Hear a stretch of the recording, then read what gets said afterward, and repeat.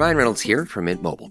I don't know if you knew this, but anyone can get the same premium wireless for $15 a month plan that I've been enjoying. It's not just for celebrities. So do like I did and have one of your assistants switch you to Mint Mobile today. I'm told it's super easy to do at mintmobile.com/switch. Upfront payment of $45 for 3-month plan, equivalent to $15 per month required. Intro rate first 3 months only, then full price plan options available. Taxes and fees extra. See full terms at mintmobile.com.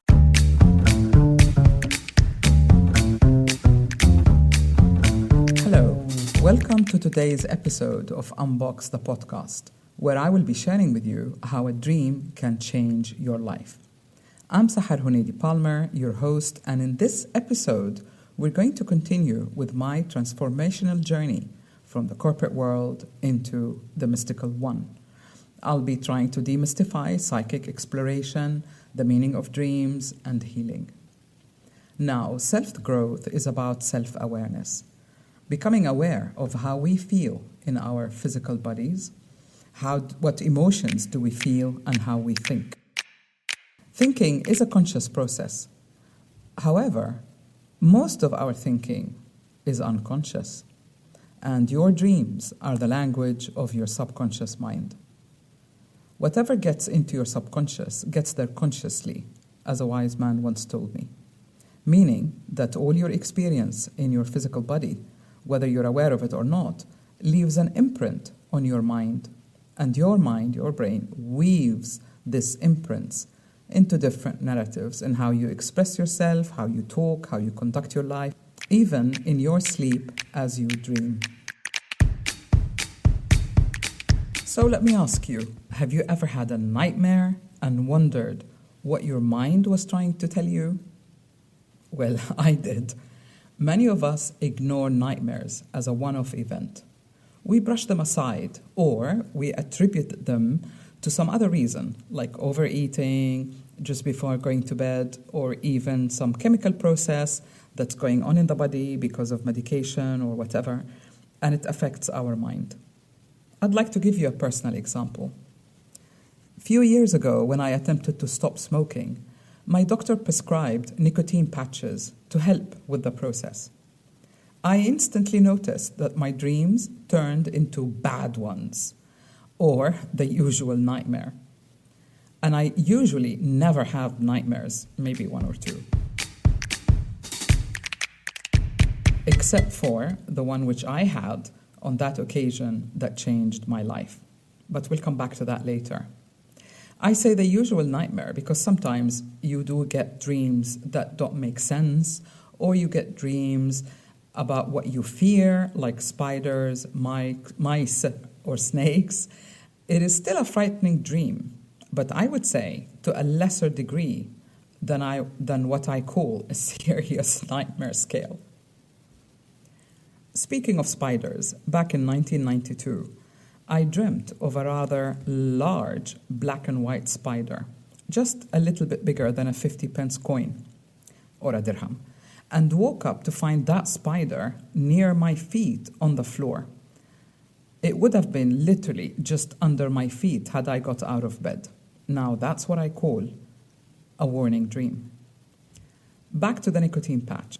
I mentioned my frequent nightmares, which I attributed to the nicotine patch to my cousin, who was a neurosurgeon. And to my surprise, he said, of course, nicotine stimulates the brain, and that dose could have overstimulated your brain. Fair enough. But does it explain the narrative of my dreams? This time, my nightmares were about mice. The Arabic culture makes a distinction between usual dreams and odd dreams. Odd dreams meaning the ones that don't make sense. They're nonsensical. Sometimes, when a dream is so odd that it doesn't make sense, it is referred to as adghas, loosely meaning it's all mixed up, and that's why it doesn't make sense. This could be due to stress, interrupted sleep, like sleep apnea, and so on. Other wives' tales say that if you sleep with your backside exposed, you're likely to get a nightmare. Or if you have oily, greasy food before going to bed, the indigestion is likely to cause a nightmare. and many such examples that are thought to trigger, between brackets, evil thoughts. I would tell you that even if all that folklore were true, a dream, be it a nonsensical one or a proper one, is still woven by your unconscious mind. And it uses the language of your own beliefs, whether conscious or unconscious, to weave a story, to conceive a dream. And it is really worth investigating. Dreams also have the power to foretell what's to come. They can give us a glimpse into the future or explain something that has happened in the past. So don't dismiss any. The best way to find out what is your specific personal dream language is to start a dream journal. Keep tabs on your dreams so that you can understand them as life and time unfolds. Your dreams can actually transform your life. By paying attention to the messages that comes through in your dreams, you can prepare yourself indirectly for what may lay ahead. Dreams have an emotional energy.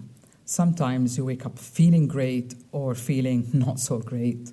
So that emotional charge can prepare you for what's to come, whether good or bad. And that feeling, that energy stays with you. And many of the elders would actually integrate that energy into real life. So if you woke up feeling really happy and you saw a bird, you would stick, a picture of a bird on your wall to remind you of that feeling. If you dreamt of a red rose, you would either wear one or have the picture of it just to remember the feeling, even if you don't remember the dream itself in details. Whether it's warning of challenges to come or a sign of new opportunities on the horizon, our dreams can guide us along our life path. And by the way, for me, the purpose of a psychic reading is just that, to guide us along our life path. And I've always referred to mine as life path readings. The purpose is to guide, to restore self-will, not to foretell and scare you of what might or might not happen. You have self-will, and you must hold yourself accountable for whatever you create. You just need to be conscious. Now, let's go back to the unconscious land, back to dreams. I told my teacher at the time, Marin Jose, about my mice dreams and the nicotine patch. And she said, even though look into what you are scared of and what you're not facing. Work with your dreams. And I did. A few months later, mice did show up in our kitchen, which is really a usual thing in London. There was an open hole behind the oven and mice were looking for food. And they were white mice. So we sealed the hole and the mice disappeared. So those nightmares showed me many things. They exposed issues and, animals, if you will, that I was afraid of. They foretold me about the mice problem in the flat, which I wasn't really expecting because I had been living in a modern apartment block at the time. And they demonstrated how my mind weaves the narrative of my dreams according to my beliefs. I had never stopped to think about mice before then. I didn't know if I was scared of them or not. It's not something that comes up in the desert where I grew up. For me, this was an opportunity to explore what was stored unconsciously in my mind without being aware of it. I was aware, for example, of my fear of going to the dentist, for example, but not of small white mice. My biggest nightmare, however, was so unexpected. It was during a Wednesday night, the morning of Thursday, and Thursday was the last day of the working week, so the weekend was over a Friday. So just before the weekend, I had a dentist appointment in the morning that day, and I shot out of bed screaming and yelling. So much, so loudly, that my sister woke up too. When she asked me what happened, what was the dream, and I described my nightmare, a full military land, air, sea invasion, leaving many dead bodies on the street, burnt all over the place, and literally destroyed the country. She dismissed it. She said, "Oh, you're just worried about your dental appointment. Go back to sleep." Naively, I did, only to be woken up a few hours later by real-life, full-fledged military invasion that left many dead and burnt bodies on the streets and many buildings destroyed in rubble to the ground. It was my first serious experience of a war, or even of seeing dead bodies all around the city. The town I loved was destroyed to the ground. That was the Iraqi invasion of Kuwait, the country I grew up in. But this was the beginning of my psychic experiences. I would describe it as a subtle sense of knowing. That's all it was. And I knew within every bone of my body that this situation was going to last few months. And it wasn't just a skirmish to be overlooked over a few days. And when my family asked, "How do you know?" I just said, "I know. I just know." It was so subtle, but the sense of knowing was so deep that I just took it for granted. This is it. I feel it. We're going to be locked here for 6 months or more. And they all looked at me in shock, because it's so difficult to believe that your life has changed bitterly overnight, 180 degrees.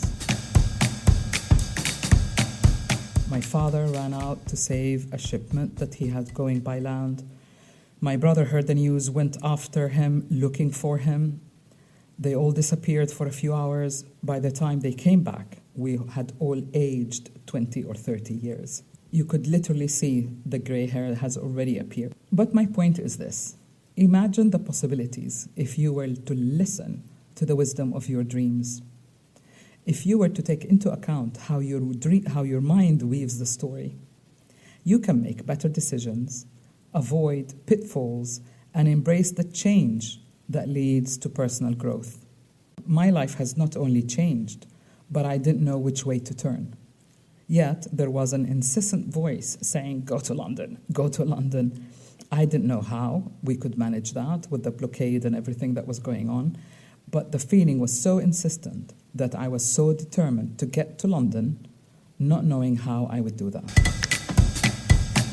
Next week, I'll share more with you about how this sense of knowing unfolded and how it saved the life of one of our friends and changed my life path to no return. Thank you for listening. Don't forget to subscribe if you enjoyed this episode of Unbox the podcast. And if you have any suggestions, please get in touch. See you next Tuesday.